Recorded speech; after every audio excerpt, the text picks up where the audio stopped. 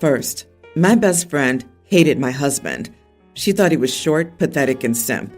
By simp, she meant he loved and respected me and didn't play games. He was so confident in himself that he told me he liked me after the third date. And when he proposed, he admitted that he was in love with me from our first date. I'm so in love with him, and her kidding didn't bother me. All I did and said was that I wished her to experience real love. Only then would she understand why I was with him. That was on my wedding day when she was again kidding. My sister told her that her passive aggressiveness was showing and that she wasn't fooling anyone. The rest of the girls laughed. For 2 years now, she's never spoken ill about him. I was very relieved in the beginning, but then I started to wonder, she's too nice to him, always complimenting his looks. She usually doesn't even hug hello. She says she's autistic and can't, but now she hugs and kisses him high, always sits beside him. She's texted him memes and told me they had the same humor, but they don't. I didn't know what to do. Should I say something to any of them? My husband is oblivious, and I don't want to hurt her if I'm mistaken. 2 weeks ago, she texted my husband that she was in love with him. He didn't answer her, so she sent him, "Hello?" He asked her to stop because he was very uncomfortable and didn't reciprocate her feelings. I loved her, so she shouldn't do this again. A week later, she sent him some spicy pictures of herself. At that, my husband told me everything. He said he wasn't sure at first, but she made a move on him a month ago, and then he showed me the text. I was very angry and disappointed. He told me he was blocking her now. So last Sunday, I just confronted her when we were out for dinner. It was the same usual friend group. I blurred her body and her face and sent everyone screenshots of what she had sent to my husband. I asked her what she thought about that, and she was livid. She's so angry at me, calling me an abuser and an idiot. But for me, if what she was doing wasn't wrong, then she wouldn't be ashamed of me outing her, would she? We were basically raised together since we were 4, but we're not friends anymore. I give up. Obviously, she's angry because she's been called out for her bad behavior. You are not the idiot, but you need to cut this woman out, and probably should have a long time ago. Ignore the sunk cost fallacy of, but we've known each other for so long, and just cut her out. Support your husband. She wouldn't be upset if she was proud of what she sent. Who knows about it? Not only do you know what a piece of crap backstabber she is, the whole friend group now knows. You did the rest of your friends a service. They now know if she'll do that to someone she's known since she was 4, she'll do anything to them and have no problem doing it. She's not your friend. She tried to steal your husband at worst. At the least, she tried to have an affair with him. I love the petty. You outed that witch. Cheating scum hates getting exposed. You did nothing wrong by exposing it. You even did it a courtesy by hiding her body. And if you hadn't publicly outed her with evidence to friends, she would have trashed you to them with some fake story. Don't feel too bad. Sometimes you must push back strongly, or people will try to walk all over you. You clearly communicated that won't be happening. My ex and I share custody of our young teen son and our tween daughter. We divorced 9 years ago, and my ex has been happily remarried for going on 3 years. We're okay with each other, mostly civil, but we're not close and don't see eye to eye on many things post-divorce. This conflict stems from a couple of different things. So I picked my kids up from my ex's parents' house on Sunday. My ex and his wife, plus the kids, all my ex's family, and many of his wife's family members were there. My ex called me back to the yard to talk, and he told me he had told the kids that they were grounded for a week with no phone or internet, and that for another week, they would be doing acts of kindness for his wife. He punished them because they decided to do a game where the moms and their kids teamed up during this family gathering. The kids continued sitting, and when asked why, they said because their mom, meaning me, wasn't there. They were told that they would be teaming up with their other mom, and my kids asked why because she's not their mom. Ex told them she acts as their mom at their house, and my kids said she's not their mom and would never be their real mom, though. My son said that they need to call me to participate in a mom and kid game. Everyone was furious they would speak about their stepmom that way, and for using the term real mom. My ex told them to apologize, but neither would. My son told his dad he shouldn't have to apologize for telling the truth. I arrived about an hour later, and everyone was still angry about what happened. My ex told me that his wife had started to cry, and both kids rolled their eyes. He told me I needed to take care of grounding them for a week so that the next time the kids were with him, they could get to do their act of kindness for his wife. I told him I didn't see what they did as a punishable offense. He told me I was ignoring that it should have been clear who they should team up with. I told him they weren't wrong and that his wife isn't their mom, though. He told me it shouldn't matter and they should be more than willing to team up with his wife. I asked why they called it mom and kid instead of parent and kid then, but I was clear I would not ground them for it. X was furious. The families kept watching, and I knew they could hear from the glares I was getting as I left with the kids. X has texted me several times throughout the week, saying I was wrong and I made his wife feel like crap in front of their families. Am I the idiot? Not the idiot. And you should tell your ex that his priorities should be his kids. A grown-up woman who was in their life for just 3 years shouldn't start crying and playing the victim because her stepchildren, whom she sees on the weekends, don't think of her as a mother. Yes, she can address that this hurts, and if there's a possibility for them to see it to others, but not start crying and demanding a punishment for this kind of behavior.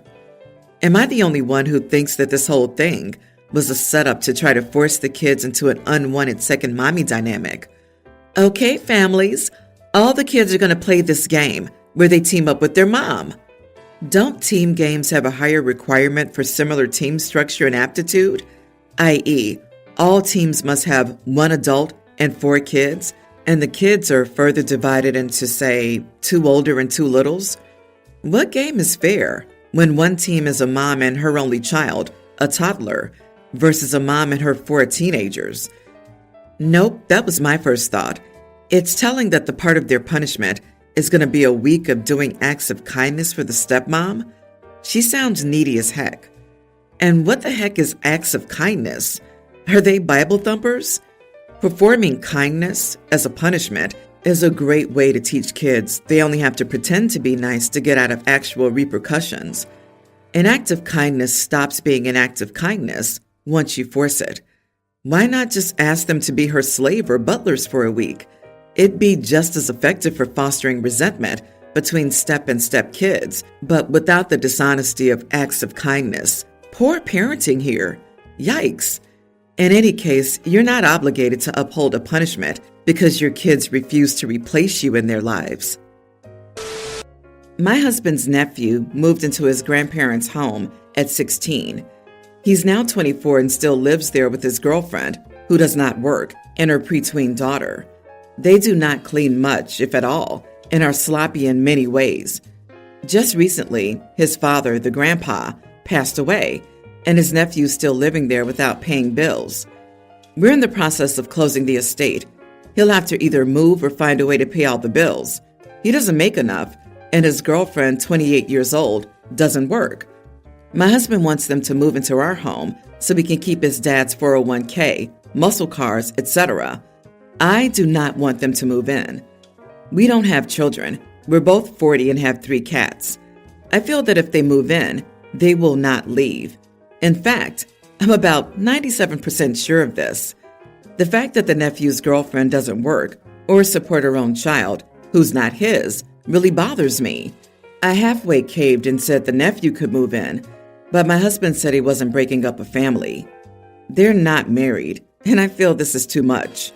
My husband could give them money to set them up in an apartment or townhome, something, but he feels that it's setting him up for failure. That in a year, he'd be back with nowhere to live. I feel like it's not our responsibility to take care of a grown nephew and the people he chooses to date. Nor is it our responsibility if he goes out into the world and cannot make it on his own. However, I would help them if they make a real effort. This has caused a huge rift between us. My husband at this point said he'll do whatever he feels necessary, and I can deal with it. I said in anger that if he did so, I would be moving out along with my animals. I know if they do move in, I'll end up going off on them and asking them to move out. I do not do well with others in my living space. I need my sanctuary, or my anxiety goes through the roof. So it looks like I'm out of luck either way. So am I the idiot for not wanting to take them in? Edit.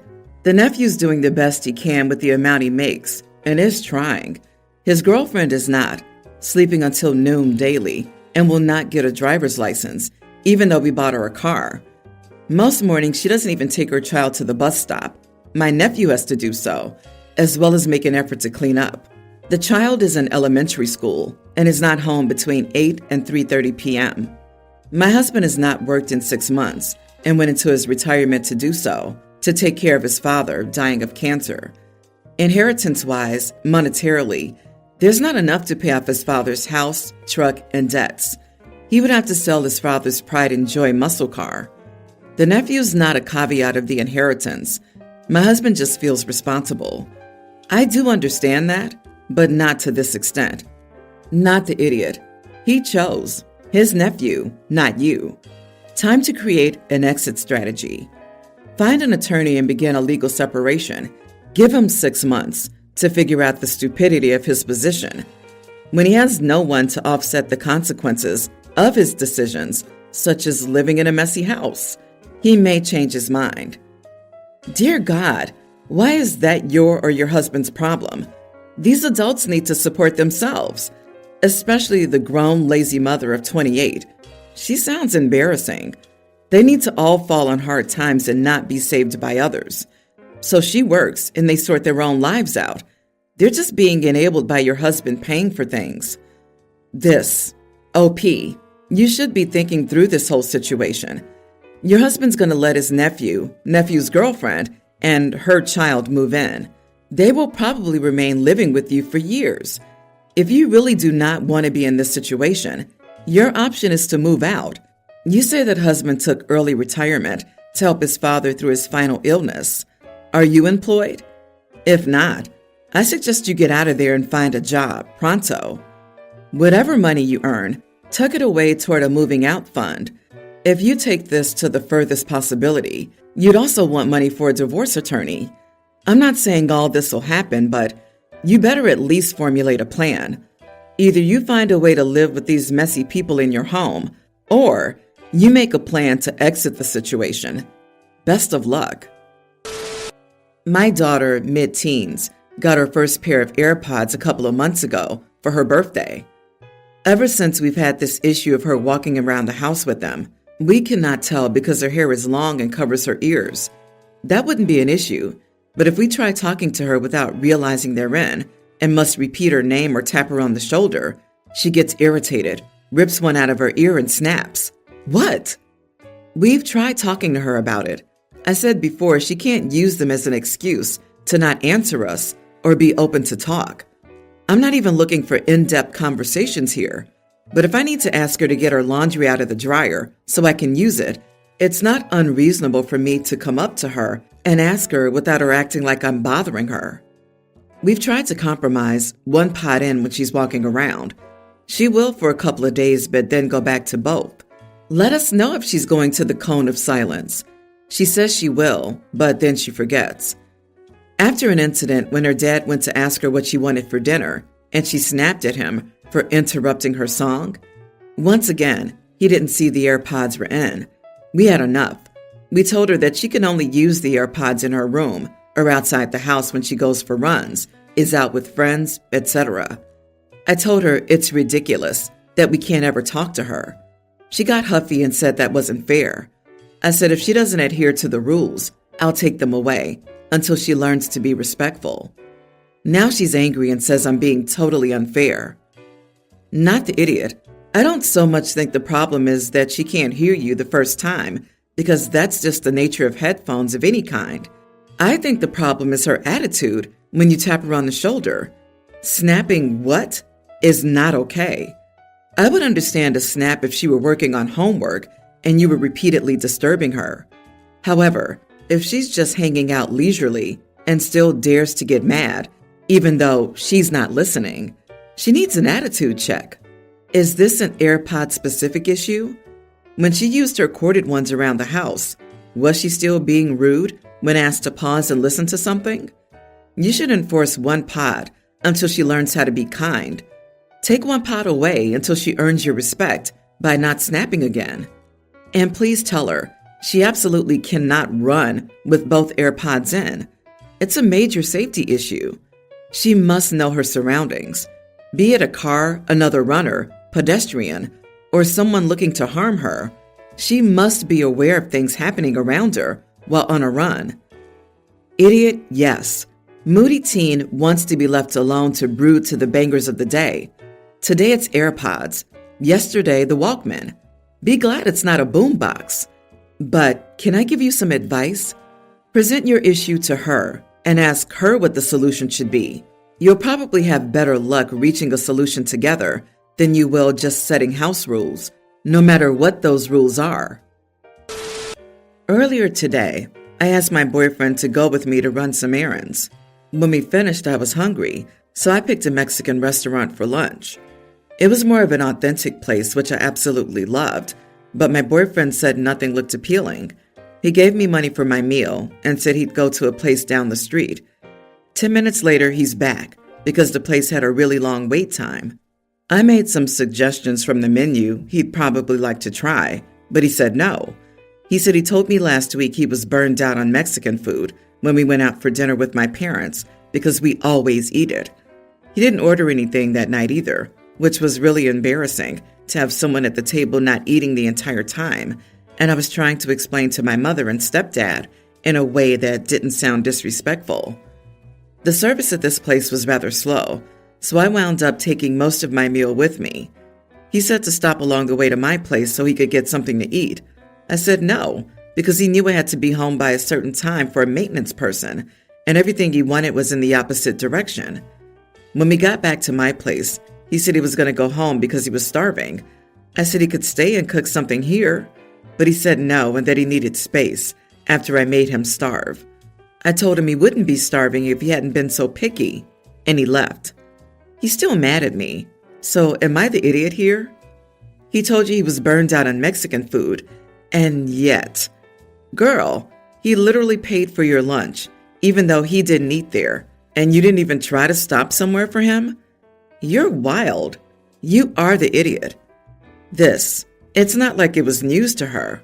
A week ago, she watched him just sit and not eat rather than have Mexican. Then she wouldn't let him go elsewhere to get food because she had to be somewhere.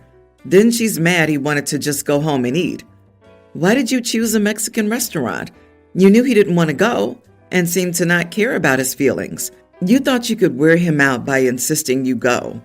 That's not how it works in a relationship. You have to make compromises. You pick a restaurant. He doesn't like it. He suggests another one. You don't like it. Back and forth until you both come to a mutual decision and you're both happy. Hubby and I have been married for almost 16 years, and this is a regular occurrence for us. It'll continue to be until death do us part. Did you skip where she said he went to get something for himself, but he didn't want to wait? Instead, he came back and demanded that she leave her way when she needed to be home. He had the chance to get something. He decided not to wait in line. That's on him. OP is not the idiot.